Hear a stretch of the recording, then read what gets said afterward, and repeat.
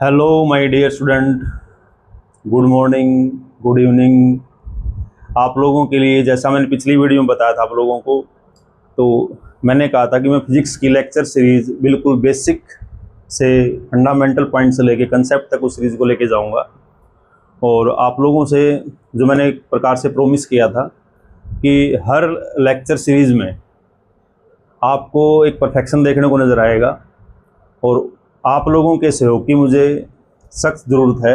और आप लोग वीडियो को जितना शेयर और लाइक करेंगे, जिन बच्चों का बेस मान लो 9-10 तक बच्चे नहीं बढ़ा पाते हैं, कई बच्चे जो को नहीं सीख पाते हैं, फिर 11th-12th में आप लोग नॉन मेडिकल स्ट्रीम में एडमिशन लेते हो और उस समय भी आप लोगों का फिजिक्स में वो इंटरेस्ट नहीं बढ़ पाता जो बढ़ना चाहिए। उसका सबसे बड़ा ड्रॉबैक यही होता है कि आप लोग चीज़ों को अंडरस्टैंड नहीं कर पाते और उस सब्जेक्ट से फिर आप लोगों को डर लगने लग जाता है, उससे भागना शुरू कर देते हैं आप लोग। और मेरी कोशिश रहेगी कि वो फिर मैं आप लोगों का निकाल पाऊँ इस लेक्चर सीरीज़ के द्वारा। और जितने भी सब्जेक्ट में, जैसे आप लोग +2 क्लास में या +1 क्लास में आप न्यूटोनियन मैकेनिक्स को स्टडी करेंगे, उसमें रिजिड बॉडी डायनामिक्स को स्टडी करेंगे, बहुत सारे जैसे वेव एंड ऑसिलेशन को स्टडी करेंगे। जब हम +2 में एंट्री करते हैं तो अपना एक इलेक्ट्रोस्टैट यूनिट आती है, मैग्नेटोस्टैटिक यूनिट आती है, इलेक्ट्रोमैग्नेटिक इंडक्शन आता है, इलेक्ट्रोमैग्नेटिक वेव की यूनिट्स अपने पास में आती है, रे ऑप्टिक्स आती है। और जैसे ही आप लोग फिजिक्स में बीएससी में एंट्री करते हो तो आप लोगों को वही कुछ बेसिक चीज़ें दिखाई देती हैं।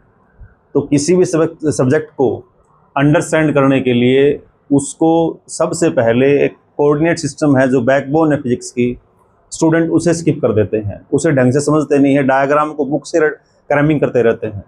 तो मेरी कोशिश है कि आप उस डायग्राम को बुक से क्रैमिंग ना करें।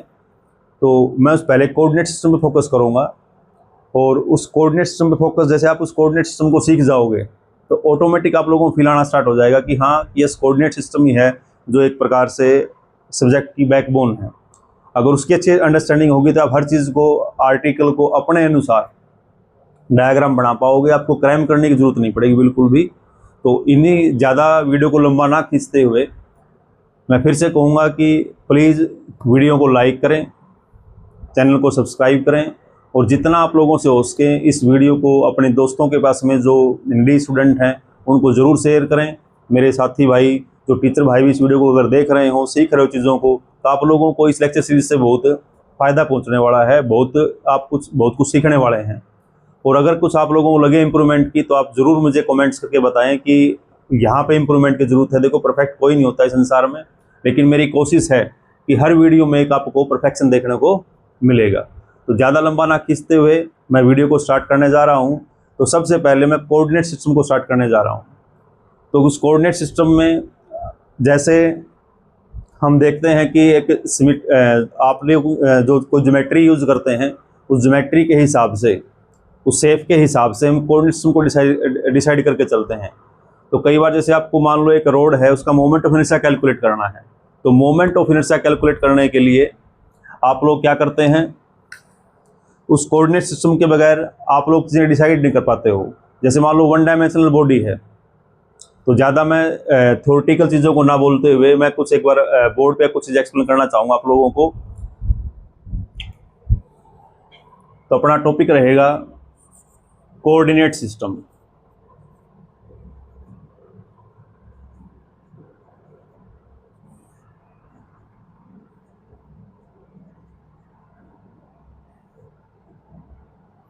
तो इसमें अकॉर्डिंग टू शेप, हम मान लो आपके पास में स्फेरिकल सिमेट्री है तो आप स्फेरिकल कोऑर्डिनेट सिस्टम यूज़ करते हैं, सिलेंड्रिकल सिमेट्री है तो आप सिलेंड्रिकल कोऑर्डिनेट सिस्टम यूज़ करते हैं, और अकॉर्डिंग टू और कन्वीनियंस के हिसाब से हम रेक्टेंगुलर कोऑर्डिनेट सिस्टम भी यूज़ करते हैं। तो रेक्टेंगुलर, सबसे पहले मैं आता हूँ रेक्टेंगुलर कोऑर्डिनेट सिस्टम के ऊपर। और उस रेक्टेंगुलर कोऑर्डिनेट सिस्टम में हम लोग 3 म्यूचुअली परपेंडिकुलर लाइन ड्रॉ करते हैं 3 डायमेंशनल सिस्टम के लिए, जो मैं दिखाने जा रहा हूँ।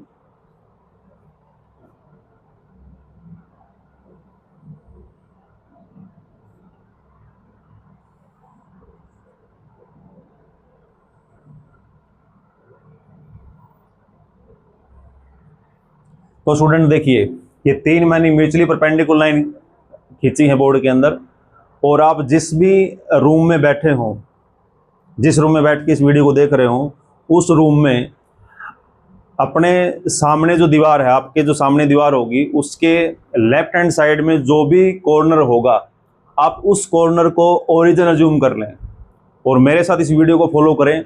आप लोगों को हर एक चीज़ क्लियर हो जाएगी कि कैसे उन 3 एक्सिस को माइंड में इमेजिन करते हैं और कैसे किसी डायग्राम को स्केच करते हैं कोऑर्डिनेट सिस्टम की हेल्प से। तो ये अपने पास में एक्स एक्सिस है, इसको मैंने अज्यूम कर लिया वाई एक्सिस और इसको मैंने अज्यूम कर लिया जेड एक्सिस। और एक बात और आप लोगों को यहाँ क्लियर करना चाहूँगा कि जितनी भी बुक्स लिखी गई हैं आज तक, जितने भी ऑथर्स यूज करते हैं, तो मैक्सिमम ऑथर्स मैक्सिमम जो चीज़ें एक्सप्लेन की जाती हैं according to our right hand coordinate system. आप लोग +1 में एक वेक्टर कैलकुलस स्टडी करते हैं, वेक्टर अलजेब्रा को स्टडी करते हैं, तो उसमें आप एक राइट हैंड थंब रूल ए क्रॉस बी की हेल्प लेते हैं कि हम कैसे किसी सिस्टम को राइट हैंड कोऑर्डिनेट सिस्टम के फॉर्म में अंडरस्टैंड कर पाएंगे। उसके लिए मुझे एक अलग से वीडियो अपलोड करनी पड़ेगी आप लोगों को। तो लेकिन उससे पहले आप लोगों ने किसको इमेजिन करना है, कोऑर्डिनेट सिस्टम को इमेजिन करना है। जो मैं आप लोगों को पहले इन 3 एक्सिस की ओरिएंटेशन क्या है, अगर आपसे पूछा जाए कि इन 3 एक्सिस के बारे में एक सिंगल लाइन बोलो, तो सिंगल लाइन को आप कैसे एक्सप्लेन करोगे, कैसे इमेजिन करोगे। तो डायग्राम दिखाने के लिए तो ऐसे है ये डायग्राम बोर्ड में, लेकिन यहाँ पे ये जो ओरिजिन है, इस ओरिजिन से 3 परपेंडिकुलर लाइन आपको नजर आ रही हैं, लेकिन एक्चुअल में जो एक्स एक्सिस जो ओ एक्स लाइन है, ओरिजिन ये ओ पॉइंट ओरिजिन है, तो ये ओ एक्स लाइन है, ये ओ एक्स लाइन इस बोर्ड में प्लेन में दिखाने के लिए तो ऐसे है, लेकिन एक्चुअल में इसकी जो एक्चुअल ओरिएंटेशन है वो क्या होगी कि ये लाइन इस प्लेन पे, इस वाई जेड प्लेन पे क्या होगी, परपेंडिकुलर होगी। और एक वर्ड यूज करते हैं डायरेक्टेड आउटवर्ड, यानी बाहर की तरफ होगी। ये इसकी एक्चुअल ओरिएंटेशन है। तो मैं इसी डायग्राम को आप लोगों को एक दूसरे तरीके से समझाने जा रहा हूँ। आप प्लीज़ वीडियो के ऊपर अपना फोकस ना हटाएं और उसको अच्छे से अंडरस्टैंड करने की कोशिश करें। तो मैं आप लोगों को इमेजिन कराने जा रहा हूँ, जैसे मेरे पास में ये कॉपी है। अब इसमें ये जो लाइन दिख रही है आप लोगों को, ये लाइन जो नज़र आ रही है, ये है एक्स एक्सिस।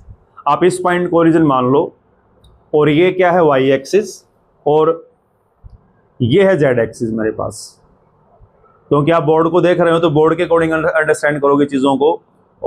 तो यहाँ पे ये जेड एक्सिस है, इस पॉइंट से ये एक्स एक्सिस है, और इस पॉइंट से ये वाई एक्सिस है। और जिस रूम में आप बैठे हैं उस रूम में अपने बॉडी के रिस्पेक्ट में आप लोगों का जो लेफ्ट हैंड साइड, क्योंकि आपका जो मुंह होगा वो बोर्ड की तरफ होगा, और आपका जो लेफ्ट हैंड की साइड जो भी कॉर्नर होगा उस रूम का, आप उसको अपना ओरिजिन अज्यूम कर लें। और उस ओरिजिन से इस तरफ जो नीचे लाइन जा रही होगी वो नीचे वो होगी आपकी एक्स एक्सिस, इस तरफ जो लाइन जा रही होगी वो होगी आपकी वाई एक्सिस, और उस कॉर्नर से बिल्कुल जो ऊपर लाइन जा रही होगी, जैसे ये लाइन जा रही है, तो ये होगी आप लोगों की जेड एक्सिस। तो अब अगर इस सिस्टम के बारे में मुझे 3 लाइन को बोलना पड़े कि वो 3 लाइन इस सिस्टम के बारे में क्या बोलूँगा, तो यहाँ से मैं देख पा रहा हूँ कि जो एक्स एक्सिस है, ये जो एक्स एक्सिस है, देखने एक्चुअल ओरिएंटेशन ये रहेगी। लेकिन आप इसी डायग्राम को अगर बोर्ड में दिखा रहे हो, बोर्ड में, क्योंकि आपके पास में ये जो जिस कॉपी में आप काम कर रहे होते हो 2D होता है, एक पेज होता है वो 2 डायमेंशनल है, वो 2 डायमेंशनल में आप 3 डायमेंशनल डायग्राम को दिखाने जा रहे हो, लेकिन उसको उस डायग्राम को अपनी इमेजिनेशन के अकॉर्डिंग आप लोगों को दिखाना होता है अच्छे से। और अगर आप लोगों ने इतना सीख लिया तो आप लोग किसी भी डायग्राम को इजीली अंडरस्टैंड कर पाएंगे। तो कैसे होगा, देखो ये अपने पास में एक्स एक्सिस है, दिखाने के लिए ऐसे है, लेकिन रियल में आपके माइंड में जब भी आप डायग्राम स्केच करो तो उस डायग्राम में जो अपनी इमेजिनेशन क्रिएट करोगे तो उस एक्स एक्सिस, इस लाइन को, एक्स लाइन को समझोगे कि वो उस प्लेन पे क्या है, परपेंडिकुलर है। तो ऐसे ये लाइन क्या होगी, परपेंडिकुलर होगी एक्स एक्सिस। ये लाइन क्या होगी, ऑब्वियसली वाई एक्सिस, और ये लाइन क्या होगी, Z axis. O Z, O X and O Y. अब इसके बारे में, अब कई बार क्या होता है कि स्टूडेंट अपने कोडिंग चीज़ों को बना के नहीं लिख पाते, जैसे बुक वाले ने छाप दिया डायग्राम को, बुक में छपा हुआ है तो उसी को रट लेंगे। अब स्टूडेंट अपने आप ये हिम्मत नहीं कर पाता कि यहाँ पे एक्स एक्सिस ले लूँ, मैं यहाँ पे वाई ले लूँ, यहाँ पे जेड ले लूँ, और अपना डायग्राम अपने हिसाब से स्केच कर लूँ। ऐसा करने से क्यों डरता, क्योंकि उसने इस चीज़ को समझा ही नहीं है। तो सबसे पहले आप इस चीज़ के ऊपर फोकस करेंगे कि यहाँ पे जो अपने पास में इस कोऑर्डिनेट सिस्टम को जब दिखाओगे तो इसमें आप लोगों को 3 चीज़ें अच्छे से समझनी है। एक तो ये लाइन जो आप लोगों की एक्स एक्सिस, ये वाई एक्सिस और ये जेड एक्सिस। अब ज़्यादा मैं रिपीट नहीं कर रहा हूँ, अब इन तीनों के बारे में मैं एक एक लाइन बोलने जा रहा हूँ, फिर मैं बोर्ड पे लिखूंगा। आप लोग अपने नोट्स अगर बनाना चाहते हैं साथ के साथ, तो उस चीज़ के लिए मैं आप लोगों को बताऊंगा कि कैसे अपने हैंड रिटन नोट्स तैयार करें। मैं कुछ कोई इसमें नहीं रॉकेट साइंस नहीं लगाऊंगा, जो हमने समझा होता है उसी को लिखना होता है एक लैंग्वेज में, वही आपके नोट्स बन जाते हैं। तो क्या करोगे, इस कोऑर्डिनेट सिस्टम के अकॉर्डिंग आप वो 3 लाइन क्या लिखनी है। अब एक्स एक्सिस के बारे में 3 लाइन क्या लिखे, मैं एक लाइन क्या लिखूंगा कि ये जो एक्स एक्सिस है, मैं कहूंगा ये एक्स एक्सिस जो वाई जेड प्लेन है उस प्लेन पे परपेंडिकुलर है। जैसे मैं इसलिए मैंने कॉपी पकड़ा हुआ है यहाँ पे, तो ये जेड और ये वाई, तो ये वाई जेड प्लेन होगी अपने पास में, ये वाई और ये जेड। तो वाई जेड प्लेन पे ये एक्स एक्सिस कैसे है, परपेंडिकुलर है, और इसकी डायरेक्शन क्या है, डायरेक्टेड आउटवर्ड, बाहर की तरफ है। एक वर्ड होता है अपवर्ड, इनवर्ड, डाउनवर्ड। अपवर्ड का मतलब ये ऊपर की तरफ, डाउनवर्ड का मतलब उस पॉइंट के रिस्पेक्ट में नीचे की तरफ, और एक वर्ड होता है आउटवर्ड मतलब बाहर की तरफ, और एक वर्ड होता है इनवर्ड उस पॉइंट के रिस्पेक्ट में वो अंदर की तरफ और उस प्लेन पे परपेंडिकुलर। तो आउटवर्ड और इनवर्ड जब वर्ड हम यूज करते हैं तो उस प्लेन के रिस्पेक्ट में वो डायरेक्शन क्या होती है, परपेंडिकुलर होती है, उस प्लेन के अंदर नहीं होती वो डायरेक्शन। इस चीज का जरूर ध्यान रखें इनवर्ड्स को। तो इनवर्ड्स का जो कंफ्यूजन हो दिमाग में बिल्कुल ना रखें। मैं फिर रिपीट कर रहा हूं कि आउटवर्ड वर्ड का मीनिंग क्या है कि हम उस डायरेक्शन को बताते हैं कि उस प्लेन के रिस्पेक्ट में वो डायरेक्शन क्या है, परपेंडिकुलर और बाहर की तरफ है। इनवर्ड का मतलब क्या हो गया कि जैसे प्लस एक्स एक्सिस है तो उसका अपोजिट क्या होगी, माइनस एक्स एक्सिस होगी, जो कि इनवर्ड होगी इस ओरिजिन के रिस्पेक्ट में। अब वाई एक्सिस के लिए लाइन क्या बोलोगे, मैंने ओएक्स के लिए बता दिया आप लोगों को। ओएक्स जो एक्स एक्सिस लाइन है वो वाई जेड प्लेन पे क्या है, परपेंडिकुलर है। डायरेक्टेड क्या है, आउटवर्ड, एक लाइन होगी अपने पास में इस ओएक्स लाइन के लिए लिखने के लिए। दूसरी लाइन वाई एक्सिस के लिए क्या बोलोगे कि जो ओवाई लाइन है वो ओवाई लाइन किस प्लेन में लाई कर रही है, वाई जेड प्लेन के अंदर लाई कर रही है, एग्जिस्ट कर रही है। क्योंकि जिस बोर्ड में आप लोगों को मैं चीजें समझा रहा हूं उस बोर्ड में ये लाइन क्या बन गई, वाई एक्सिस, और ये लाइन क्या बन गई, जेड एक्सिस। तो अगर देखा जाए तो ये वाई लाइन जो है इस प्लेन से बाहर नहीं है, इस प्लेन के अंदर ही है। तो इसलिए हम क्या कहेंगे कि जो ओ वाई लाइन है वो इस प्लेन के इनसाइड है। और डायरेक्शन की बात करूं तो ओरिजिन के रिस्पेक्ट में कैसे हो, आगे की तरफ है, फॉरवर्ड है। आगे की तरफ क्या है, वो आगे की तरफ है, तो इसका हम बोलते हैं फॉरवर्ड है। तो एक लाइन जो आप लोगों को लिखनी है इस एक्सिस के बारे में, वो क्या लिख सकते हैं कि जो आपके पास में जो ओवाई लाइन है वो ओरिजिन के रिस्पेक्ट में क्या है, आगे की तरफ फॉरवर्ड है, और किस प्लेन में लाई कर रही है, वाई जेड प्लेन में लाई कर रही है। इतना लिखना है इसके लिए। तीसरी लाइन जो अपने पास में ओ जेड एक्सिस है, इसके बारे में आप क्या बोल सकते हो कि जो ओ जेड लाइन है वो in the plane of Y Z है। ओब्वियसली दिख रहा है ये आपके पास में वाई एक्सिस और ये जेड एक्सिस। तो यहाँ पे मैं इस कॉपी को रख देता हूं, आप लोगों ने अच्छे समझ लिया होगा। अब ये जेड एक्सिस है, तो ये जेड एक्सिस है, तो इसको इसके लिए क्या बोलेंगे, जेड एक्सिस जो है अपने पास में वो वाई जेड प्लेन में है, तो वाई जेड प्लेन में है। दूसरा, उसकी डायरेक्शन कैसे है, क्या है, इस पॉइंट के रिस्पेक्ट में अपवर्ड है, ऊपर की तरफ है। तो ये 3 पॉइंट आप इन तीनों एक्सिस के लिए लिख सकते हैं। तो आप लोगों के नोट साथ में तैयार होते रहें, इसलिए मैं इन तीनों के लिए वो लाइन लिख रहा हूं, और आप लोग साथ साथ अपनी प्रैक्टिस के लिए जो मैंने समझाया उसको लिख सकते हैं। अपना कॉपी पेन तैयार रखें और जो नोट करते रहें साथ के साथ, तो आप लोगों को बहुत बेनिफिट होगा चीज़ का, और आप लोगों की हैबिट बन जाएगी कि अपने सेल्फ हैंडेड नोट्स कैसे तैयार किए जाएं। तो ओएक्स के बारे में मैंने क्या बोला, मैं फिर दिखा रहा हूं कि ओएक्स दिखाने के लिए ऐसे है डायग्राम में, लेकिन एक्चुअल ओरिएंटेशन ये है इसकी। तो आपके दिमाग में इसकी इमेज छपनी चाहिए कि वो उस प्लेन के रिस्पेक्ट में हमेशा बाहर की तरफ रहेगी। जब चीजों को एक्सप्लेन करोगे आप लोग तो क्या लिखोगे कि जो एक्स एक्सिस है, X axis perpendicular to Y Z plane and directed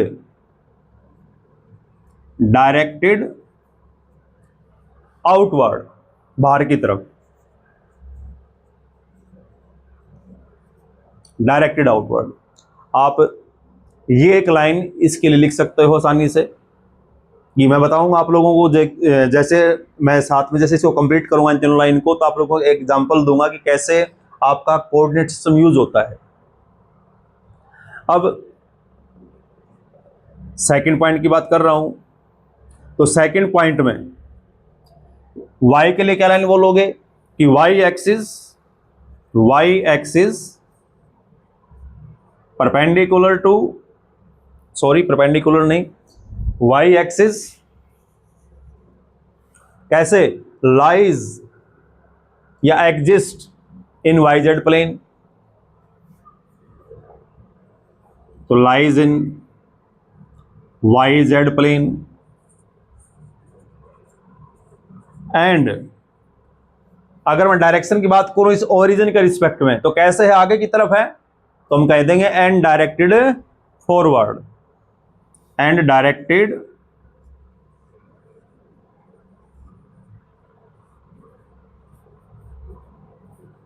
forward. बताओ कौन सी नहीं रॉकेट साइंस लगी इसके अंदर, जो हमने अंडरस्टैंड किया उसको बस केवल एक आप लोगों को इंग्लिश लैंग्वेज में लिखना होता है, वो आपके साथ के साथ हैंड रिटन नोट्स तैयार बन जाते हैं। अब जेड एक्सिस के लिए क्या लिखोगे, थर्ड पॉइंट, जेड एक्सिस क्या है, किस प्लेन में लाई कर रही है Z axis, obviously YZ plane में लाई कर रही है, तो हम लिख देंगे Z axis lies in YZ plane.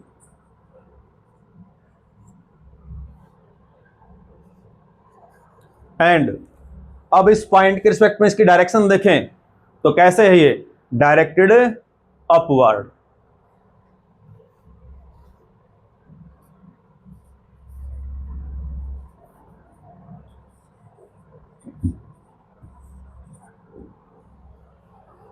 तो इन तीनों के लिए आप ये पॉइंट लिख सकते हैं आसानी से, नो प्रॉब्लम। और आपको पता है कि ओरिजिन के रिस्पेक्ट में अगर उसका अपोजिट देखें तो ये डायरेक्शन क्या जाएगी, बिल्कुल ये डायरेक्शन क्या रहेगी, इस साइड -x रहेगी, तो ये -x एक्सिस हो गया। अब -x एक्सिस के लिए अगर आपको कुछ बोलना है तो क्या बोलोगे, आपके ये जो लाइन है x एक्सिस, ये ऑब्वियसली क्या है, दिखाने के लिए ऐसे है, लेकिन ये डायग्राम फिर दिखा रहा हूं आप लोगों को कि यहां से अपने पास अगर ये +x है तो बिल्कुल इस ओरिजिन सेट में क्या होगी, -x। तो -x के लिए क्या बोलोगे कि -x ऑब्वियसली yz प्लेन पे क्या होगी, परपेंडिकुलर होगी और डायरेक्टेड इनवर्ड होगी। उसी प्रकार आप y एक्सिस के लिए बोलोगे तो y एक्सिस के लिए क्या होगा, बिल्कुल उसका अपोजिट, -y एक्सिस के लिए ये जो लाइन होगी ये -y एक्सिस होगी। तो इसके लिए क्या पॉइंट बोलोगे कि जो y एक्सिस है वो इस ओरिजिन के रिस्पेक्ट में क्या है, बैकवर्ड है, lies in the yz plane also, लेकिन क्या, बैकवर्ड, पीछे की तरफ। अब z के ये +z हो गया, तो अगर -z के लिए कुछ बोलना है आप लोगों को, तो ओरिजिन को थोड़ा यहां दिखा देता हूं मैं, तो इस पॉइंट के रिस्पेक्ट में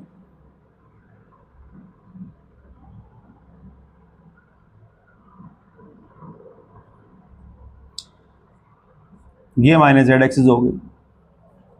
तो नेगेटिव z एक्सिस के लिए अगर कोई एक लाइन लिखनी है तो कैसे लिखोगे, ऑब्वियसली किस प्लेन में लाई कर रही है वो yz प्लेन ही है एक प्रकार से, लेकिन इस पॉइंट के रिस्पेक्ट में वो कैसे लाई कर रही है, क्या बोलोगे, डाउनवर्ड। z जो -z एक्सिस है तो उसके लिए अगर आप प्लेन डिसाइड कर रहे हो तो -yz प्लेन होगी, -yz प्लेन। और उसकी अगर ओरिजिन के रिस्पेक्ट में डायरेक्शन देखो तो देखोगे तो क्या हो जाएगी, वो डाउनवर्ड। इस माइनस वाई के लिए बोलोगे तो किस प्लेन में लाई कर रही है, यहाँ पे ऑब्वियसली वो माइनस वाई जेड प्लेन है, लेकिन इस ओरिजिन के रिस्पेक्ट में क्या बोलोगे, directed backward. Minus X axis के लिए बोलोगे तो minus X axis Y Z plane के क्या है, परपेंडिकुलर है और डायरेक्टेड इनवर्ड है। तो ये इस प्रकार से आप इन तीनों पॉइंट्स को बोल सकते हैं। तो लास्ट में मैं देखो कुछ स्टूडेंट्स बिल्कुल बेसिक्स बच्चों का बिल्कुल अनक्लियर होता है, उनको नहीं पता किसी डायग्राम को हम कैसे एक्सप्लेन करेंगे। तो उस क्रैमिंग से बचाने के लिए बार बार मैं आप लोगों से एक आग्रह कर सकता हूं बच्चों कि चीज़ों को जितना अंडरस्टैंड करके काम करोगे उतना ही ज़्यादा मजा आना स्टार्ट हो जाएगा, उतना ही फिजिक्स में आप लोगों को इंटरेस्ट डेवलप हो जाएगा। तो इस रेक्टेंगुलर कोऑर्डिनेट सिस्टम को अच्छे से अंडरस्टैंड करने के लिए आप लोगों को तीनों एक्सिस की ओरिएंटेशन का अच्छे से पता होना चाहिए कि कैसे हम एक 2D पेज के ऊपर या 2D बोर्ड होता है अपने पास में, उसके अंदर 3D डायग्राम को कैसे अंडरस्टैंड करके लिखें, तभी आप उन न्यूमेरिकल को अच्छे से अप्रोच कर पाओगे। तो फिर से मैं लास्ट अगेन फिर जो मैंने पॉइंट लिखे हुए हैं आप बोर्ड पे देख सकते हैं और इस डायग्राम में कोड इमेजिन करते चलेंगे। ये अपना ओरिजिन हो गया, जो डायग्राम मैंने बोर्ड में दिखा रखा है। तो इस ओरिजिन के रिस्पेक्ट में ये एक्स एक्सिस हो गई, तो उसके लिए क्या लाइन लिखी मैं फिर रिपीट कर रहा हूं कि X axis perpendicular to Y Z plane directed outward. फिर वाई एक्सिस, तो वाई एक्सिस कैसे, वाई एक्सिस किसमें प्लेन में, वाई जेड प्लेन में। और इस ओरिजिन में डायरेक्शन कैसे, उसकी डायरेक्टेड फॉरवर्ड। जेड एक्सिस के लिए एक लाइन लिखनी हो तो जेड एक्सिस कैसे, तो Z axis obviously Y Z plane में है तो lies in Y Z plane and directed upward. और उसी प्रकार similar in similar way we can write for minus X axis, minus Y axis and minus Z axis. तो इस video को आप फुल्ली कंसंट्रेट होके अपने दिमाग में इसको छाप लें, अच्छे से अंडरस्टैंड करें। कहीं पे दिक्कत आ रही है मेरे को आप लोगों को तो मुझे कमेंट करके ज़रूर बताएं, मैं उस पॉइंट को फिर से आप लोगों के लिए और मॉडिफाई करके एक्सप्लेन कर पाऊंगा उस चीज़ को। जब तक डायग्राम को इस सिस्टम को अंडरस्टैंड नहीं करोगे, पिक्चराइज नहीं करोगे, तब तक हम उसके आगे वाला पार्ट अंडरस्टैंड नहीं कर पाएंगे। और कोऑर्डिनेट्स जब तक समझ में नहीं आएगा, कोऑर्डिनेट्स मतलब एक सेट ऑफ नंबर होता है अपने पास में। जैसे मैप में किसी लोकेशन को आपको रिप्रेजेंट करना है, किसी पार्टिकल की मोशन को स्टडी करना है, आप लोगों ने एल्टीट्यूड लैटिट्यूड को डिसाइड करना है, तो ये जो पॉइंट्स हम जब इसको अच्छे से अंडरस्टैंड कर लेंगे, इसका बेसिक से बिल्कुल जीरो से लेके चल रहा हूँ इसको, और बेसिक से हम बिल्कुल हायर लेवल तक चलेंगे, आप लोगों को हर एक चीज़ क्लियर होगी। लेकिन इस वीडियो में जितना मैंने समझाया आप लोगों को अच्छे से समझ में आया तो ज़रूर लाइक एंड शेयर करें वीडियो को, और कहीं मेरे द्वारा कोई चीज़ें रह जाती हैं इसके अंदर ज़रूर कमेंट करके मुझे बताएं, ताकि मैं चीज़ों को और अच्छे से इम्प्रूव करूं। और प्लीज़ चैनल को लाइक करें, सब्सक्राइब करें, वीडियो को लाइक करें, चैनल को सब्सक्राइब करें, और अपने दोस्तों के पास जितना इस वीडियो को स्प्रेड कर सकते हो बेटा उतना आप अच्छे से करें। और जितने मेरे साथी भाई वीडियो को देख रहे हैं वो भी इसमें हेल्प करें अच्छे से, ताकि मैं हर एक वीडियो को और अच्छे से मॉडिफाई करके और परफेक्शन से आप लोगों के लिए अपलोड कर पाऊँ। थैंक यू, इस वीडियो के लिए इतना ही, धन्यवाद।